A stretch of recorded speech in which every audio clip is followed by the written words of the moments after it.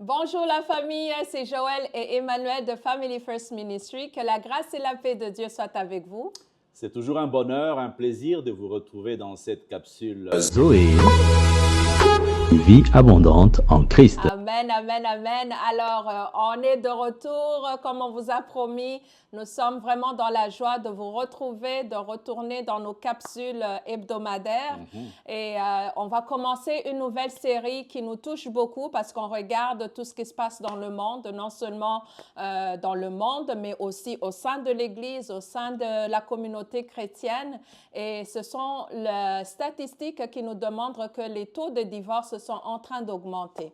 Alors, le Seigneur nous a mis à cœur d'aborder des sujets qui vont parler justement pourquoi il y a tant de divorces. Et notre série va être comment traverser les tempêtes dans le mariage. Comment faire face aux tempêtes dans le mariage. C'est très important. Très important, une série comme ça, parce qu'on va parler des sujets très, très délicats, des sujets que beaucoup n'abordent pas, parce que c'est des sujets qui sont très sensibles. Mais par la grâce de Dieu, avec l'aide du Saint-Esprit, nous allons pouvoir l'aborder avec amour, en disant des vérités que le Seigneur va nous mettre à cœur. Amen. Mais c'est important de pouvoir les aborder, parce qu'on aborde le mariage souvent sous un angle très positif, et c'est qui est une très bonne chose. On parle de la célébration, on parle, n'est-ce pas, des enfants, on parle des bénédictions. C'est une bonne chose, c'est une promesse de Dieu.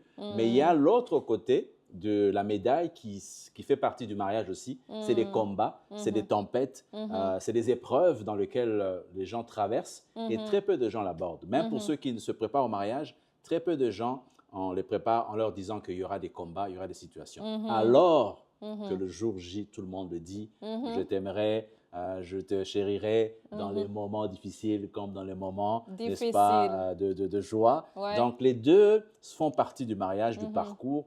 Alors, par la grâce de Dieu, nous allons aborder des questions difficiles. Amen. Alors, on sait déjà que le mariage, c'est une institution de l'Éternel. Et on sait déjà, dès le début, que nous sommes combattus. Et il n'y a rien d'autre de surprise lorsque nous sommes dans le mariage, que nous soyons combattus. On le voit depuis le début avec Adam et Ève, quand le diable vient pour parler à l'oreille de Ève pour lui souffler et lui causer des doutes. Alors, c'est tout à fait normal, juste pour vous réconforter, vous donner un encouragement. Si vous traversez des tempêtes, c'est normal. Maintenant, comment on va traverser ces tempêtes? Et la première des clés qu'on va parler sur, c'est la crise des valeurs que nous voyons aujourd'hui. Alors, c'est quoi? Qu'est-ce qu'on va dire sur la crise des valeurs? C'est un des points fondamentaux que le diable ou le malin ou le monde dans lequel nous vivons est en train d'agir pour fragiliser le mariage. Il joue sur les fondements des valeurs. Alors, comme vous le savez, le Seigneur, l'Éternel lui-même a institué le mariage, comme tu l'as dit. Alors, dès que c'est une institution, qu'est fait en fait le diable? Il vient ébranler les fondements. Et les fondements, c'est quoi? C'est des valeurs. Alors, les valeurs dans lesquelles le Seigneur nous a mis en place, c'est que l'homme quittera son père et s'attachera à sa femme, et les deux deviendront une seule chair. Déjà là, nous avons déjà tout ce qui est unité, tout ce qui est fidélité, tout ce qui est indissolubilité, tout ce qui est amour, tout ce qui est engagement. Amen. Ce sont des valeurs qui sont en train d'être volées en éclats aujourd'hui. Parce qu'on montre aux gens aujourd'hui que ça ne sert à rien de s'engager. Tu peux vivre avec une femme en concubinage. Quand ça marche, tant mieux. Quand ça ne marche pas, tu peux partir. Tu peux avoir une union à trois. Aujourd'hui, j'ai vu des documentaires où on montre des gens à trois. Deux hommes, une femme, tout est correct. Une femme, deux hommes, tout est correct. Et on dit que ce sont des possibilités parce que l'amour est éphémère. L'amour ne peut pas se garder juste à deux. On démontre tout ça dans des études, on démontre tout ça dans des documentaires pour faire comprendre qu'en fait, le mariage institué par Dieu au départ ne marche pas. Et tout cela, c'est l'œuvre du diable. Mais revenons sur la vérité, parce que notre vérité est la parole de Dieu. Amen. La parole de Dieu nous dit dans Romains 12, 2, « Ne vous conformez pas au siècle présent, mais soyez transformés par le renouvellement de l'intelligence, afin que vous discerniez quelle est la volonté de Dieu, ce qui est bon, agréable et parfait. » Amen. Donc, lorsque l'on connaît la vérité, c'est quoi le mariage selon la parole de Dieu, on va refuser cette mentalité du monde parce que c'est des suggestions. Le diable amène toujours des suggestions. Tu sais, c'est pas si grave si vous allez habiter ensemble. De toute façon, vous vous aimez. De toute façon, vous avez un avenir déjà que vous planifiez que vous allez être ensemble. Mais tout cela, c'est le diable qui veut détruire déjà l'institution dès le début du mariage. Parce que ce n'est pas bon pour qu'un homme et une femme se mettent ensemble, vivre ensemble, alors qu'ils n'ont pas été bénis par l'Éternel. C'est déjà amener un problème, non seulement pour vous, mais pour votre future génération, les enfants que vous allez avoir. C'est déjà un péché parce que tout homme et une femme qui vit ensemble, en dehors du mariage, qu'on soit clair, c'est la fornication. Tout à fait. C'est tout à fait ça. Tout à fait. Alors, on le dit toujours que nous, on est passé par là. Alors, si on en parle, ce n'est pas pour condamner. C'est plutôt pour vous dire, chères femmes, chers hommes, venez à Christ, retournez au fondement, retournez à la parole de Dieu, de ce que Dieu veut pour nous. Parce que tout ce que Dieu veut pour nous est bon pour nous. Amen. Et c'est là où coulera les bénédictions. C'est de dire, Seigneur, on a mal fait, on a mal commencé et maintenant on veut t'établir comme le centre de notre union, que tu sois le rocher de notre famille, que tu sois le rocher de ce mariage.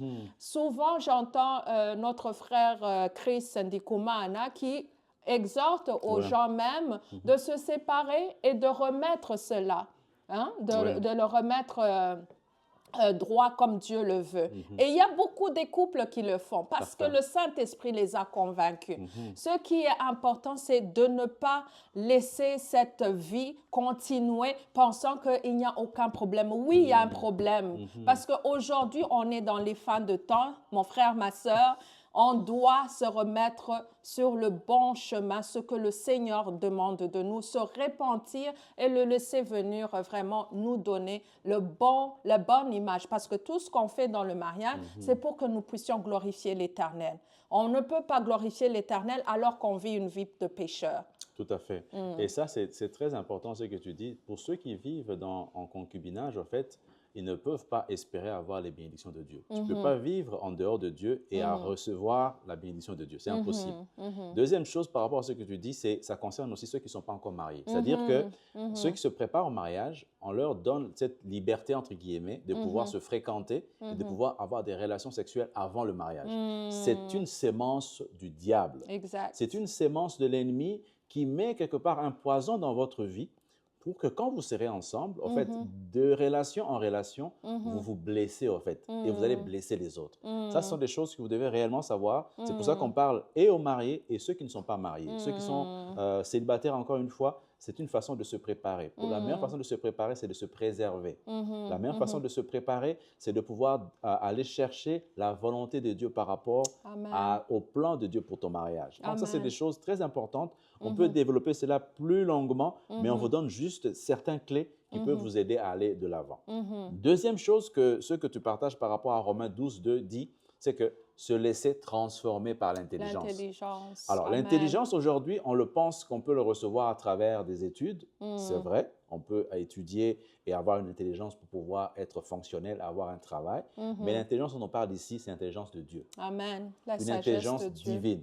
Donc, Amen. il y a la connaissance, il y a l'intelligence, il y a la sagesse. Amen. L'intelligence te permet de pouvoir mettre en pratique l'information que tu as reçue. Et il y a une parole qui est dit dans Job 28, 28 qui dit ceci.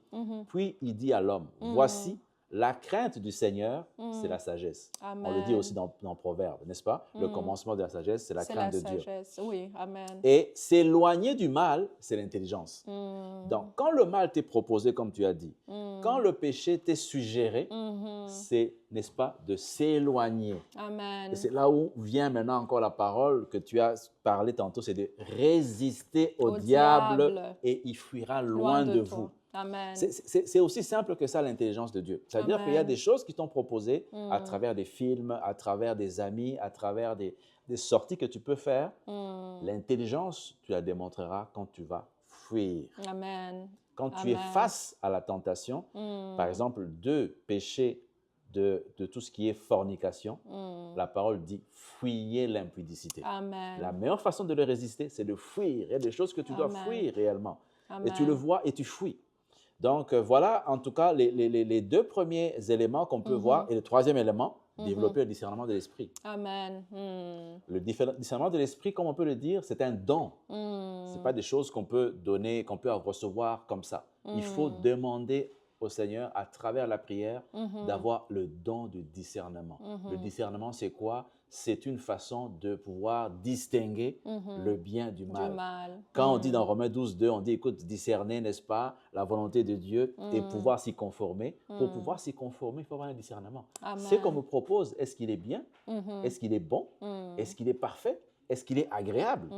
Ce n'est que le discernement qui va nous permettre de faire des bons choix, des bonnes décisions à tous les jours. Parce que notre caractère, ne vous y trompez pas, c'est la somme de nos habitudes. La somme de nos habitudes est formée par nos décisions de tous les jours. Amen. Donc, voilà grosso modo ce qu'on peut dire par rapport à ça. Il y a sûrement un autre point que tu peux ajouter par rapport à la conformité de la volonté de Dieu. Comment se conformer à la volonté de Dieu aussi? C'est d'abord se retourner au Seigneur. Amen. Parce que c'est le Saint-Esprit qui te rend capable. Nous ne pouvons rien, absolument rien faire, même si tu as la plus grande décision à faire. Tu dis, OK, aujourd'hui, je prends la décision de quitter cet homme ou cette femme. Ça prend le Saint-Esprit, ça prend une conviction du Seigneur lui-même pour te montrer que la relation dans laquelle que tu es en train de vivre ne plaît pas et ne glorifie pas le Seigneur. Donc aujourd'hui, sincèrement, ma prière, notre prière, c'est que le Seigneur puisse vous parler à travers cette vidéo, à travers cette exhortation, cette crise des valeurs. C'est les valeurs que le monde nous propose, mais les valeurs que nous, on doit promouvoir, c'est les valeurs chrétiennes, les valeurs qui sont basées de la parole de Dieu, la fidélité, l'amour de Dieu. C'est ça qu'on doit mettre en avant. Comment on démontre l'amour de notre prochain? D'abord, c'est l'honorer. Aller devant le Seigneur et dire, c'est elle que j'ai choisi, c'est lui que j'ai choisi, devant les hommes et devant toi, Seigneur. Et laisser le Seigneur Jésus-Christ être au centre de votre union. Alors, à travers ça, c'est là où vous allez voir les bénédictions. Ça ne veut pas dire que vous n'allez pas vivre les tempêtes. Les tempêtes seront là, mais vous allez traverser avec le Seigneur Jésus-Christ.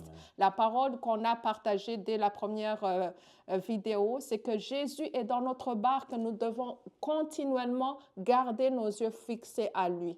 Il ne peut pas venir vous secourir si vous n'avez pas donné la soumission à lui de votre mariage. Vous n'avez pas donné votre mariage à Christ pour qu'il règne dans ce mariage. Alors, sincèrement, nous prions qu'aujourd'hui, si vous entendrez notre témoignage, que le Saint-Esprit vous parle et vous puissiez dire, Seigneur, aujourd'hui, je connais, j'ai entendu, c'est quoi que tu veux de moi?